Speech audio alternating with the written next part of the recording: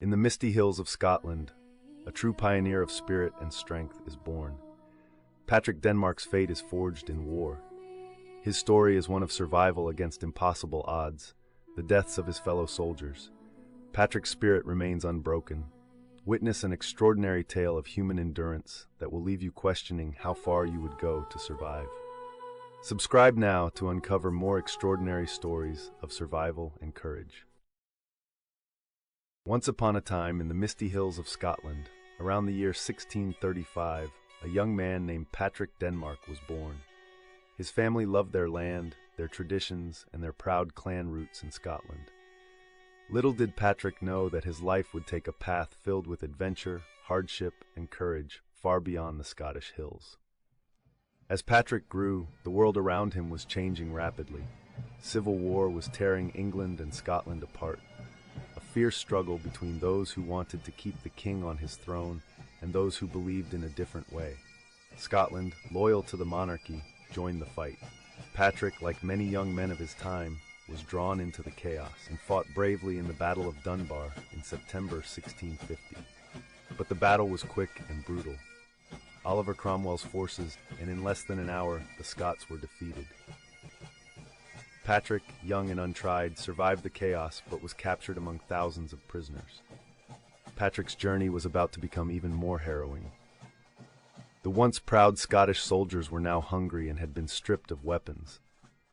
The boys and men began their 90-mile march on a cold September 4th morning, marching in a long ribbon down the muddy roads. Their bodies and spirits battered by hunger, sickness. Some suffered wounds and could barely walk. Some stragglers were killed as an example of what would happen to anyone who lagged behind. The guards were brutal along the way. It took 6 days to march from Dunbar to the Durham Cathedral. He saw his friends and comrades fall daily. Some died from their wounds, others from disease, and many from exhaustion. After being captured and with no food available, many of the Scots resorted to eating raw cabbages from the fields along the way, where they would be held imprisoned. Many got sick from eating the cabbage raw. Cases of the flux or dysentery increased daily. When they finally arrived, after a 6 days' march to the Durham Cathedral, their suffering continued. The Grand Cathedral, once a place of worship, had become a prison and a massive grave site. From what is told is that tons of supplies had been coming in from Newcastle, and 60 towns and places in the Durham area were being stolen by the cathedral guards. Some of the food was sold to the prisoners for whatever money or personal jewelry they had managed to retain. Most of the prisoners' rations went at cut-rate prices to merchants and grocers in the area.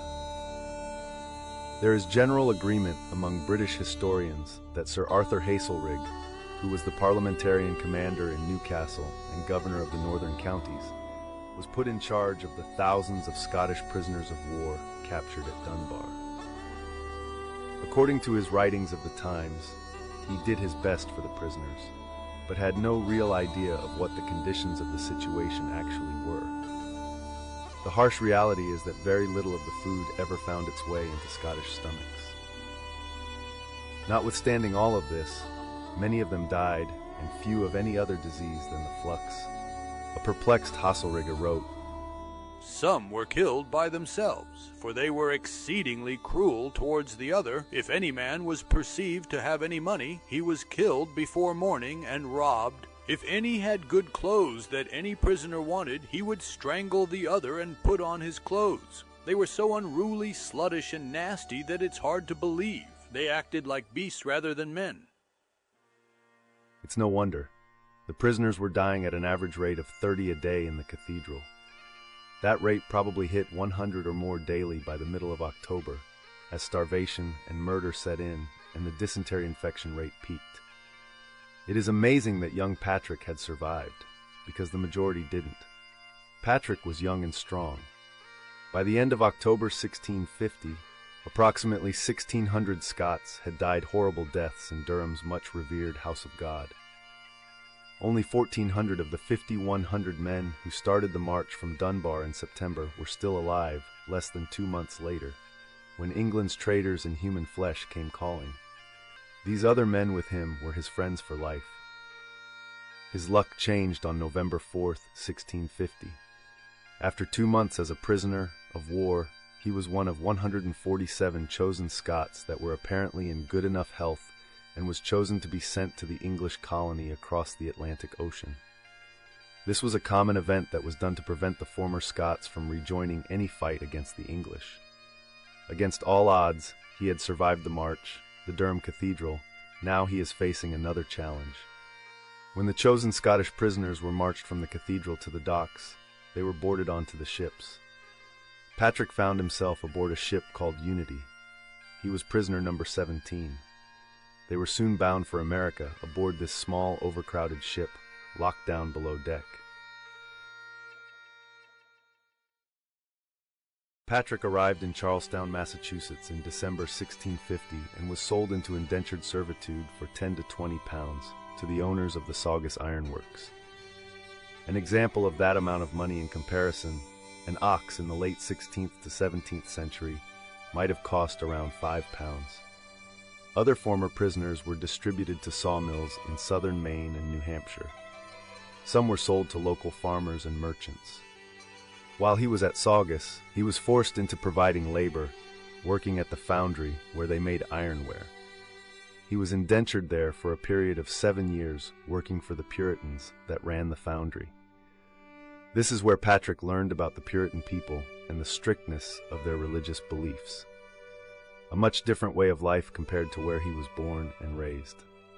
It was a new and foreign world that he couldn't have ever imagined existed coming from the Scottish hills of his youth.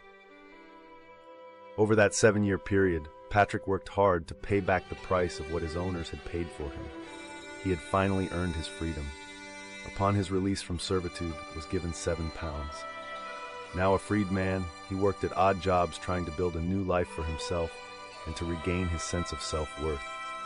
Never again would he be owned by another man. Patrick moved from job to job, finding work where he could from 1658 to 1662. This took him to where he is found on the tax records, living near Dover, Massachusetts. He lived mostly in the general Piscataquis River area, the recognized boundary between New Hampshire and Maine. There, he settled and started a family. Patrick married Anne of York Carter, Denmark, and they had 2 children, Patrick Jr., who was born April 6, 1664. His brother James Denmark was born on March 13, 1666. During this time, the Puritans of Massachusetts had started claiming New Hampshire and Maine as their territory, all 40,000 square miles. They also claimed their Old Testament law was absolute. The Scots of Oyster River and many other people in the settlements weren't having it, having just left that area where Patrick had been in servitude at Saugus Iron Works. The future, events of Puritan tyrannical rule will affect both Patrick and Anne Carter Denmark again. On June 20, 1666, Anne Carter Denmark was arrested and taken to court and charged under the Cart and Whip Act of 1662. She was arrested for fighting, scuffling, and drawing blood against Elizabeth Pittman and her sister Anne Williams over the last Christmas time several months prior. Revenge had ignited a powder keg in the quiet Puritan town when Elizabeth Williams, now the wife of the town's wealthiest man and successful businessman, Mr. William Pittman, unleashed a vengeful arrest warrant upon Anne Denmark. Months earlier, the scandalous public brawl between Anne Denmark, Elizabeth Williams, and her sister Anne, who were both already notorious for illicit romps, had apparently been fueled and started by Anne Denmark when she made a cutting reply back towards the 2 sisters after being made fun of because of her dress as she walked past them in front of the tavern.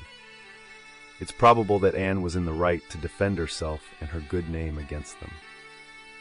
That, of course, ensued into a brawl where Anne drew blood. Keep in mind, Anne Denmark was married to Patrick, a veteran soldier, a prisoner at Durham Cathedral, a survivor of a transatlantic crossing in the holds of a ship, sold at an indentured persons market, and then worked at an iron forge for 7 years, earning his freedom. She was a product of her times and tough. On June 20th, 1666, when the constable and his deputy arrived to apprehend Anne, now months later, she met them with fierce resistance. igniting a wild struggle that further solidified her defiance in the eyes of the unforgiving Puritan law. 2 other charges against Anne were made for attack against the body of Constable Philip Chesley and his deputy. To no avail. Patrick and Anne had known Philip Chesley from when they had lived in Dover, who had moved to Oyster River around 1650 himself, but it made no difference. Philip at the time held other various civic positions in Oyster River, including constable, and the new Puritan laws of the lands had become harsh. In court it was proved, owned, and confessed by her of the crimes that she had committed. But Anne stood by her actions against 2 local sisters in court. The court ordered punishment that she be taken by cart to a public place and spend 1 hour in stocks. She is have a sign around her neck of her crimes pinned to her dress. She was to be whipped to the number of 5 strips on her back naked. She was also fined 5 shillings in court costs. After another episode in his life, Patrick's life had settled down now, and they developed roots. It had been a very long and tough road for him to get to this point in life. Most of his friends, laborers at the mill as well as the surrounding farms, included former Battle of Dunbar prisoners who had been indentured servants themselves. Patrick was amongst friends. In 1663, the local census was 130 people, and over half of them were fellow Scots he had served with. Over time, starting around 1662, when Patrick and his wife Anne had first moved to the Oyster River area, Patrick had become friends with a gentleman named William Phillips and his wife Bridget. They all had become good friends over a short time. Phillips, as he's called by Patrick, had been a wine merchant from Boston before coming to Dover, New Hampshire, just outside the Oyster River settlement area. Phillips was also friends with another man named Valentine Hill. Valentine is making a fortune with a sawmill in Dover. They also became good friends. Phillips, seeing the success of Valentine, and soon wants in on the sawmill action. He hires another acquaintance named Thomas Doddy and Patrick, both Scots, to help him build his mill. According to the records, Phillips has them sign as witnesses to the sale of land that he buys in 1667 above the falls of Oyster River. When he had the deed to the land certified, he had the 2 men witness the deed, Patrick Denmark and Thomas Doddy. A few months later, Phillips had built his 12-blade sawmill above town. After the initial startup, the sawmill came a great need for more lumber.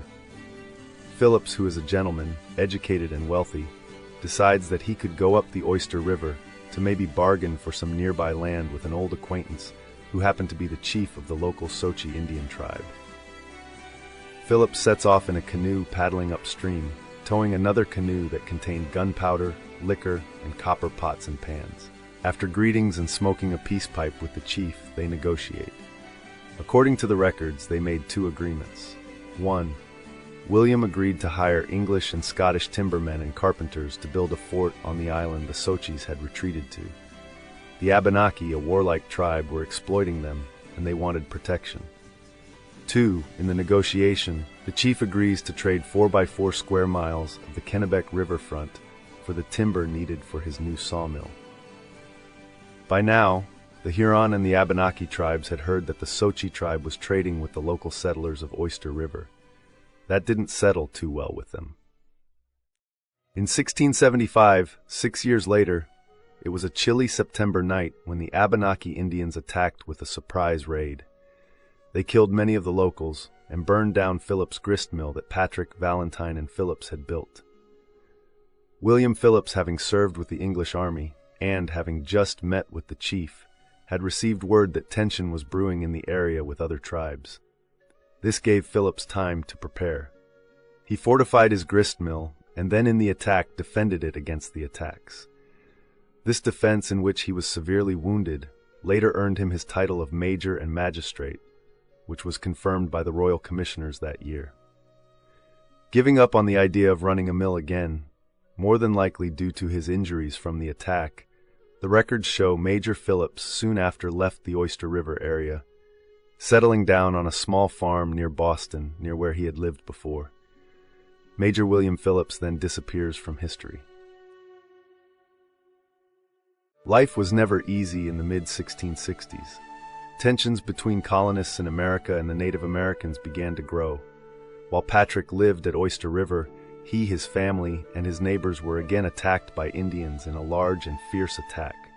Homes were burnt, neighbors slain. This time, 300 people were killed during the attack. Tensions had arisen to a boiling point. Patrick joins the Maine militia for 3 years from 1675 to 1678. Later, his two sons, Patrick Jr. and James, also joined to fight against the Wampanoag tribe, led by Chief Medicamet, also known as King Philip. The residents of the area were on their own. This was the First Indian War and began on June 20th, 1675, and ended on April 12th, 1678. Before we continue with Patrick's story, I'd like to introduce you to Niall, who will be taking over from here. He's lived the experience, and it's best he speaks to the rest of the story. Niall, welcome to our historical journey. We are honored to have you here today. Thank you, Cedric. Hello, everyone. I'm honored to continue sharing this incredible story of resilience, spirit, strength, and determination with you of Patrick Denmark. There were 3 Indian wars that finally ended in 1696.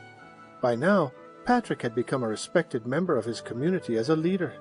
Although his later days were filled with toil, he kept moving forward as always, driven by hope and determination, inspiring others to follow his lead. And so, the story of Patrick Denmark, the Scottish soldier turned American pioneer, should remind us that even in the darkest times, hope and bravery can lead us to keep moving forward, to continue to build new worlds and new realities. His journey from the misty Scottish hills to the brave new land is a story of resilience, a story that continues in the hearts of his descendants today. And that, my friend, is the story of Patrick Denmark, a true pioneer of spirit and strength. Please like and subscribe to our channel today.